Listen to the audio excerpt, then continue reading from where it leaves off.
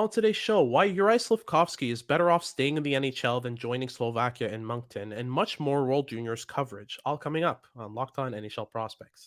You are Locked On NHL Prospects, part of the Locked On Podcast Network. Your team every day.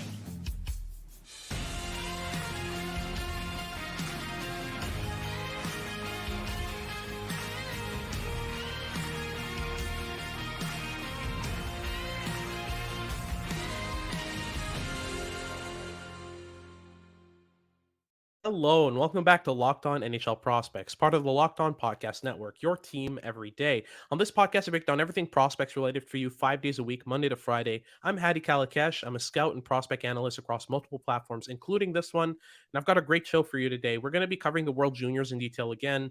It's going to be, a bit of the same theme throughout the next weeks. There's more and more news coming out as the rosters thin and things get interesting. First and foremost, Team USA made 3 cuts for their final roster. I wanted to discuss those 3 cuts and what they've decided on instead for their team.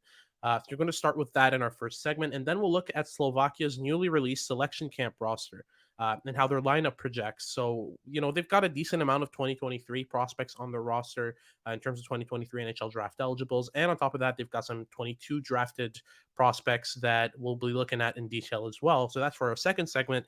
And then finally, we'll take a look at Juraj Slafkovsky over the last few games with the Montreal Canadiens and why not going to the World Juniors would probably be the best thing for his development. But before we get into any of that, just remember to like and subscribe if you're watching on YouTube. And remember to make us your first listen of the day on all of your favorite podcasting platforms. It's always very much appreciated. So let's get right into it with the cuts for Team USA. So there are 3 cuts that they made. The first one was Cameron Lund, a San Jose Sharks prospect. Then they also cut Will Smith, who was the best US born 2023 NHL draft eligible on my board. Still a bit confused about that one. And then finally, they cut Aiden Hurstchuk from their lineup of the Columbus Blue Jackets. So we'll start with them in order. Cameron Lund was the 34th overall pick in the 2022 NHL draft by the San Jose Sharks. I was surprised, but not really shocked by the fact that Cameron Lund wasn't retained for their lineup. He was slotting on the bottom line for me for Team USA, and I could definitely see him not be selected. He's lacking some specifics that Team USA really needs in this tournament. Yes, he has the goal scoring ability and the hands and hockey sense, but there were some things lacking from his game that I thought would kind of be detrimental to Team USA if they retained him over someone who has those elements. We'll get to that in a second. Just want to mention that he's heading back to Northeastern University to continue his development. He's got 13 points, 5 goals, and 8 assists in 17 games for the Huskies. He's fourth on the team in points. He's been playing second line center for them throughout the year and has done a pretty good job. I've got a lot of chances to look at him because I watched Northeastern University a lot for different prospects, and his shot and his hockey sense are really impressive. Those are the 2 things that make his game tick. His off puck habits and his routes are also pretty advanced. I like the way that he moves off the puck and finds space. And on top of that, he's got a decent playmaking touch. But the issue and what probably retained him off of Team USA's roster was his transition game is pretty limited and his defensive game is limited as well. And both of those are results of the fact that his skating stride isn't up to par. The things that make him good, the things that work with him are very sort of offensive leaning, but I'm guessing that Team USA wants to go with a very defensive minded bottom six. So I think the direction they're taking, the philosophy that they have for their third and fourth line would be the type of thing that would keep Cameron Lund out of their lineup. None of the training camps that they have are televised. They're open to the public, but there's no way for me to get to them, so I can't really sort of speak on how he performed during those training camp selections. But um, from what I've seen in him from his time in Northeastern University, it's been pretty obvious that his offensive leanings are good, but his skating limits a lot of his game. And I'm guessing that USA wants to go for a fast and intense, bottom lineup. So the WHL is chock full of quick skaters as well, especially in the bottom end of lineups. So if his feet can't keep up at that level, it's going to be very hard for him to produce and give good results, regardless of whether he's on the score sheet or not. He's just going to have a hard time impacting the game if he can't keep up with players. Then we move on to Will Smith. I genuinely still have no idea why Will Smith was cut. I would blame the fact that he's a draft eligible, and maybe they're looking for an older roster, but he's the only one of 4 draft eligibles in the US training camp that got cut so far. There's Gavin Brindley, Ryan Leonard, and Charlie Stramel that are still part of USA's camp when he's not. The fact that he was cut before any of those three guys was very shocking to me. Right now, he leads all USN TDP prospects in points with 47 in 26 games. He's got 18 goals and 29 assists, so he's above an assist per game. Um, he's their first line center. He's manning most of their top minutes. He's their best contributor offensively. He's got six more points than anyone else on his team. And Ryan Leonard, his teammate, has 13 fewer points this year than Will Smith does, and Leonard's still on the roster. So it's just very surprising to me. I had him in the top six. For me, Will Smith looked like a top six center for this U.S. team. I thought he had the talent, the abilities to be able to retain his spot in the lineup. Now instead of playing top 6 minutes for USA, he's out of the lineup entirely. It was very surprising to me, because he's just so skilled, so dynamic, so shifty, understands the ice really well. He's a tremendous skater. A player like Will Smith could eat this tournament up. This is a tournament that highly values, high end skill and abilities on the puck. Now he won't be able to showcase that skill on the puck in this tournament. So it's just pretty shocking to me, especially with the guys that are still on the roster, that are still in that are still battling it out in this training camp. It's just very shocking to me to see that Will Smith didn't at least earn a mention. And then finally, the least shocking of the three, Aiden Hurstchuk. He was a third round, 94th overall pick by the Columbus Blue Jackets in 2021, and he's really been pretty disappointing since his draft year. He put up good numbers for the NTDP in his draft year, but since then it's just kind of fallen off the map for him. He had 8 points in 37 games in his freshman year in the NCAA for Boston College. That was the year after he got drafted, and now he's got no points in 15 games so far this year for Boston. So, not to rag on a 19-year-old, but right now for Boston College, he isn't contributing offensively. He's making huge mistakes defensively, and he just has so much work to do in order to become an NHL player. There's things in his game that I thought he would already start to show signs of developing so far in his career. In his draft plus two, he's got 2 years to develop his game, improve some stuff in the offseason, add some pace, add some skill, work on his awareness. But his decision making, his processing, his board play, his retrievals. I mean, there's just so much in his game that I'm not impressed with. But again, he's 19. He's got a lot of time to develop. I kind of understand why he got traded. I believe it was the Carolina Hurricanes that traded him to Columbus at one point. So it's kind of understandable when you're putting up sort of subpar results and not really showing much offensively or defensively in the NCAA as a 19-year-old. There's still time to develop, and I do trust the fact that defensemen do tend to take a bit more time to develop their game and improve. But it's just been very surprising for me to see him sort of struggle this much to put up good results and contribute offensively and defensively in the NCAA. That's it for our first segment and the three cuts from the USA selection camp.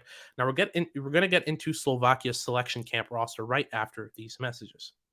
Do you like betting? BetOnline.net is your number one source for any wager that interests you. From the NFL to the NBA to the MLB and even NCAA football, UFC, golf, anything you like, they have you covered. You can find all the latest player developments, team matchups, news, podcasts, and in depth analysis on every game on their website or app. They're, of course, a great source for all of your sports wagering information with live betting so you can keep up with bets as they unfold. They've got up to the minute scores for every sport out there. They're the fastest and easiest way to check in on all of your favorite games and events. Head to the website today or use your mobile device to learn more. Bet online, where the game starts. All right, so moving on to our second segment, I wanted to discuss the official selection camp roster for Team Slovakia. They put that out, earlier last morning, and it's got some interesting players, a lot of talent, especially up front. So I wanted to sort of break it down for you a bit.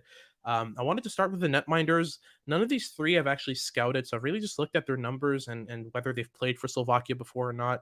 So the first would be Patrick Andrishik.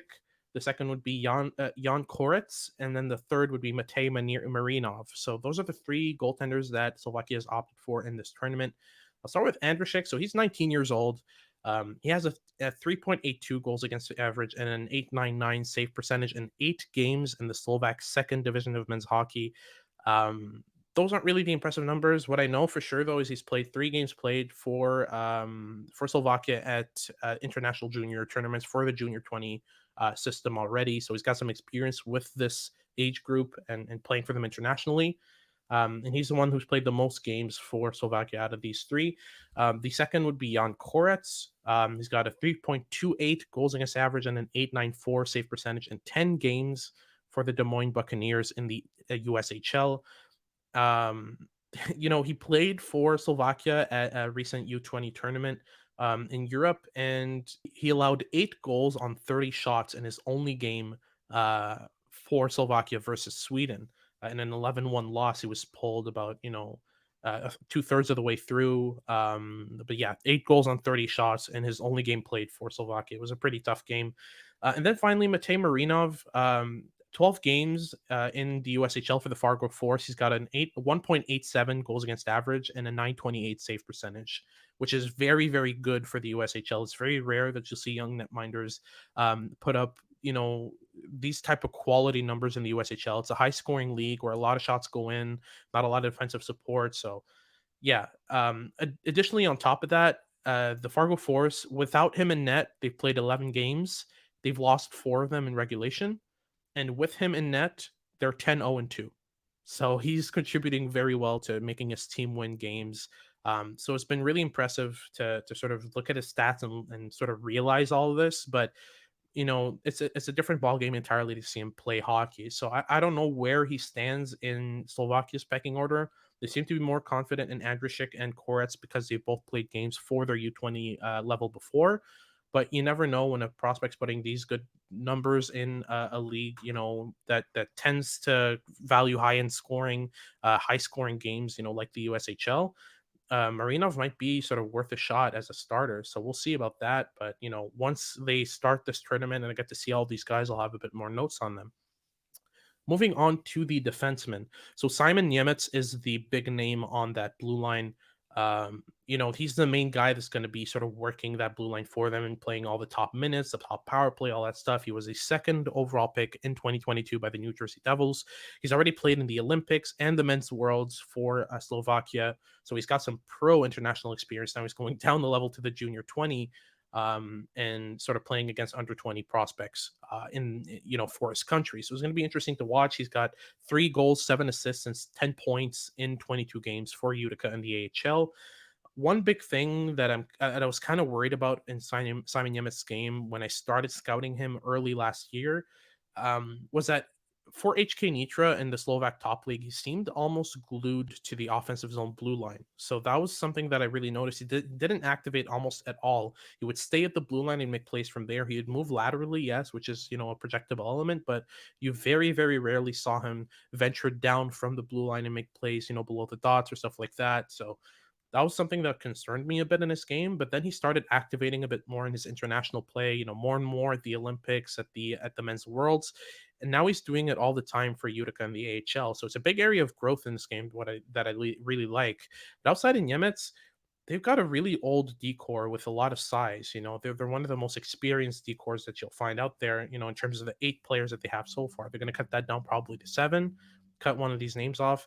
They've only got one 2023 draft eligible and Maxim Sturbak. Outside of Sturbak and Niemetz, you've got David Natney, Marian Moscow, Boris Sapka, Michael Lorenchik, Simon Groch, Pavel Funtek, Shimon Bekar, and Josef William Kometz.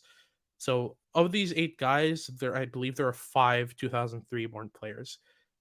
So very aged and experienced decor. Now I'm not sure who the cut will be among those names. A lot of these names I haven't scouted before, but I think that Shimon Niemetz, Maxim Sturbak, Simon Bachar, and Josef William Kometz are the locks. The 4 guys that are almost definitely going to be forming the top 4 for Slovakia. But we'll see about that. You've always got some guys that come out of nowhere and make the lineup when others don't. So, you know, their philosophy is probably going to be to play hard in the corners, bully their way out of the zone. But I'm not sure that's going to work consistently for them at this tournament. But maybe it earns them a win or two. So, it's an interesting sort of philosophy on defense. And then it gets interesting once we get to the forwards. There are 15 of them at this tournament. They're probably going to cut 2 of them. So, I'm going to start with the big guns for Slovakia. It's going to be Philip Meshar of the Montreal Canadiens, a first round pick in this past draft, Adam Shikora, a New York Rangers second rounder in last year's draft, and Servac Petrovsky, who was a 6th rounder in last year's draft of the Minnesota Wild. Those are the 3 guys Adam Sikora, Philip Mishar, and Slavek Petrosky, who I think are going to be forming the bulk of the offense for Slovakia. All three of them are definitely going to be top six forwards. We'll start with Mashar. He's got 10 goals, 20 assists for 22 points in 17 games for the Kitchener Rangers in the OHL. He's got amazing speed, amazing skill. He's got a lot of pro habits. He thinks the game at a professional level. I always like to say that he's a pro player's mind in a junior player's body. He's 5'9", 160-ish pounds. He's very frail. He's built. He's got a lot of muscle on him, but he gets out muscled in corners. Yeah, he loses a lot of puck battles and stuff like that. So that shouldn't be much of an issue at this tournament, though. He's got, those weaknesses that sort of are shining at the pro level. When he played his game in the AHL, that was one thing that stood out. But with the Kitchener Rangers, and especially here at this tournament, I don't think it's going to be much of an issue for him. Then we've got Adam Sikora of the New York Rangers. He earned his entry level contract with the Rangers. Then they load him back to HK Nitra in the Slovak Top League, where he has 4 points in his last 5 games as we speak, and 9 points in 20 games on the season for the Slovak team. You know, in my opinion, this was a first rounder in the 2022 draft. He was outright the best defensive player in the 2022 draft. Speaking about that, I just want to sort of let you know what he said when he was asked by a scout what his favorite thing about playing hockey is. His answer was, "I like killing penalties and blocking shots." This was an 18-year-old at the draft, a 17-year-old actually. He wouldn't turn 18 until September. He was one of the youngest prospects in that draft, and he's talking about his best thing about playing hockey being killing penalties and blocking shots. I mean, you very rarely hear that from grizzled vets.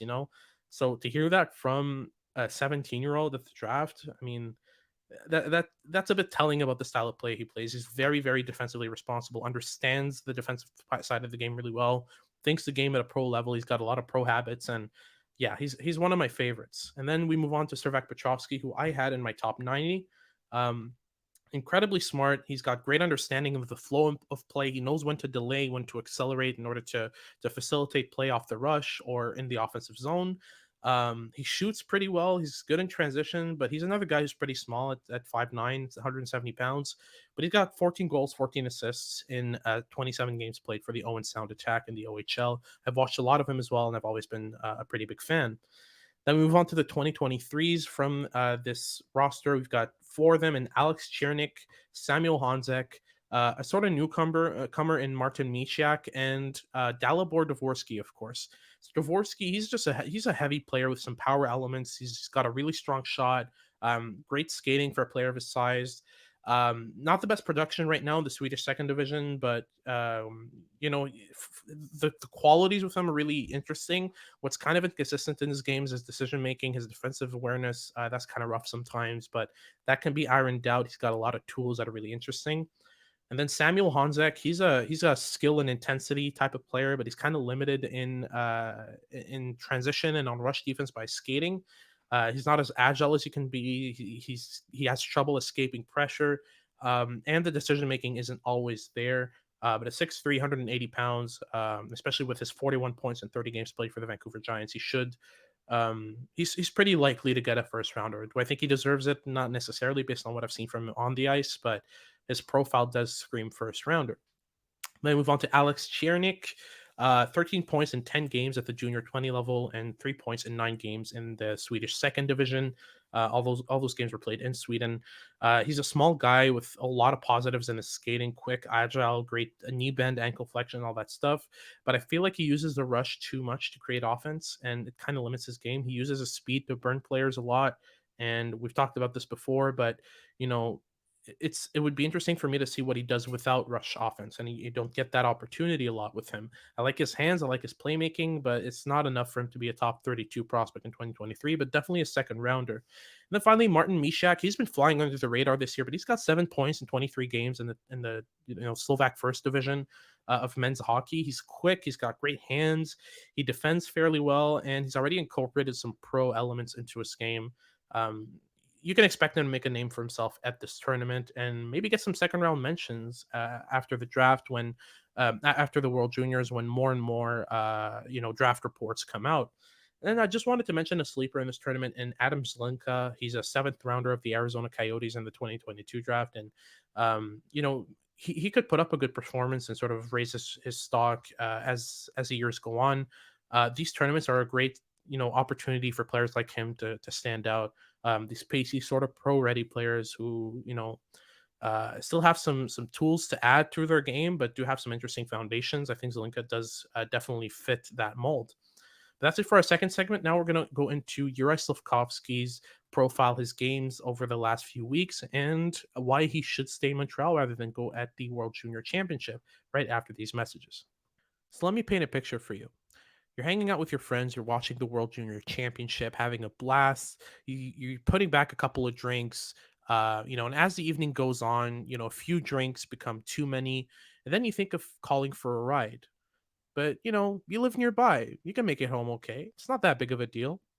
What are the odds you'll get pulled over anyway? And even so, what's the worst that could happen? Your insurance goes up, you lose your license, lose your job, you total your car, you kill someone.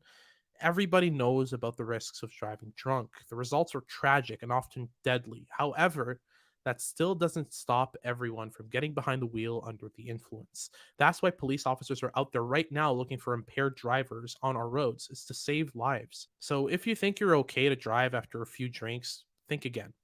Play it safe and plan ahead to get a ride. If it only takes one mistake to change your life or someone else's forever. Drive sober or get pulled over. All right, so for our final segment, I want to talk to you about Juraj Slafkovsky. Now, Slavkovsky has been playing for the Montreal Canadiens since the start of his season. Hasn't been scratched for a game, really. He's missed some games with injury, but that's a different story. And I believe he's better off playing in the NHL than going to the World Juniors. The Slovak team already announced their selection camp, and he's not part of it, so it's official. Slavkovsky is staying in Montreal during the World Junior Championship. Now, at the start of the season, I would have been all aboard him going to the World Juniors and dominating his age group, but things have changed a lot since then. So I wanted to offer a bit of context and sort of let you know why I believe that he is better off, playing with the Montreal Canadiens this year and what's changed, especially since the start of the season. So he hasn't played 11 minutes or less in the past 8 games for the Canadiens. So the lowest he went was 11 minutes and 8 seconds, and he had a career high of 15 minutes and 22 seconds on December 12th against the Calgary Flames. He has 5 points in his last 7 games for the Habs. On top of that, the Habs have been hit with injuries. He even played a shift with Kirby Doc and Nick Suzuki on the first line when Cole Caulfield left the game against Calgary after a big hit. Brendan Gallagher's out right now, and you've got a lot of wingers on the Habs that are playing poorly, mainly Mike Hoffman, Yevgeny Dadonov, and Yoel Armia. Those are the 3 main guys who are struggling on the wings. I'd even add Jonathan Drouin to that list. He's been scratched a couple games. He's missed some games with an injury. So there's a lot of turmoil on the wing, and it's a great opportunity for him to seize and, work his way up the lineup, force his way up the lineup as the games go on. On top of all of that, Adam Nicholas is doing some great things to the Slafkovsky's game. I remember there's a clip that the Habs put out of Adam Nicholas working with Slafkovsky in between games in a one-on-one drill. He would feed him the puck, and Slafkovsky would have to skate up with the puck sort of ready on his backhand. And as soon as Adam Nicholas put his stick to the side, Slafkovsky was meant to zip him a pass on the backhand as soon as possible. What that does is work 2 things. First, it works on Slafkovsky's comfort on the backhand, his comfort making plays on the backhand. And the other thing that it works is his ability to identify visual cues and react to them accordingly. So the fact that, it's kind of working his brain to identify when a stick is open and how quickly you can get at the puck after it's open. So just hitting those visual cues and reacting to them accordingly as they appear. And he actually applied those principles against the Calgary Flames a lot. He made a lot of backhand passes, a lot of very crisp and accurate backhand passes that weren't mistimed, that weren't sort of ahead or behind the player. And on his assist of the game, it was a primary assist. Him and Josh Anderson started battling for the puck down low, and then Slavkovsky got it and was able to close down the left side, and he delayed on his forehand as much as he could until Josh Anderson was in good position. Anderson was curling out of the corner and heading towards the low slot, and as soon as Anderson's stick was ready, Slavkovsky fired a puck right on his stick for a primary assist. So, you know, not only is he learning some things that are really important for his development, but he's also applying them in game. So his time right now in Montreal is crucial. On top of that, you add the fact that the main things that he need to learn right now, well, the primary thing that he needs to learn at this current moment is to learn to scan off the puck and identify the space that he should occupy rather than crowding the short side and gravitating towards the puck. That's something he'll learn better in the NHL already just by playing games against pros, but also that's something he can learn on the fly as he's training between games with Adam Nicholas. What he's learning right now is crucial, and what he'll continue to learn is also crucial at the NHL level. His development won't be affected either way by going to the World Juniors and dominating his age group. It's not something that's going to necessarily benefit his play. What will benefit his play is the work that he's doing in the NHL right now, the training that he's getting, the coaching that he's getting at this current level. On the contrary, I think that keeping him close to one of the best development coaches in the world in Adam Nicholas is much better, and is the best play for his development than for him to go to the World Juniors and just dominate his age group because he's bigger, faster, stronger than anyone, and has that NHL experience. He has international experience already. I mean, he's dominated the Olympics and the Women's World Championship in 2022. He's been there, he's done that, and just bringing him down a level to play against under 20 prospects who don't have his side speed and strength. You know, I don't think that'll benefit his game in any sort of tangible way. I think that Slavkovsky is much better off, at his current level, working his way through the ranks, trying to identify a spot for him, in the Habs lineup in the top six and sort of seizing that opportunity as it comes along. On top of that, Slavkovsky has been playing top power play minutes. Well, he played top power play minutes in this last game against the Ottawa Senators. you know, it's so important for a player like Slavkovsky to get that confidence, to get that trust from his coaches, send him out there on the first wave, especially a first wave of the power play that's struggling a lot for the Canadians. They're 32nd in the entire NHL for power play goals.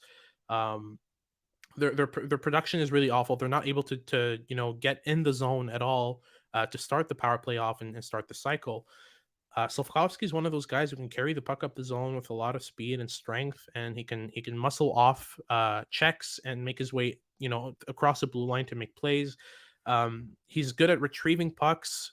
So when you shoot a puck and it deflects over the boards and drops down, he's very good at positioning his body in order to maximize the chances of him getting away from the boards with the puck. So he's a great retriever on that power play.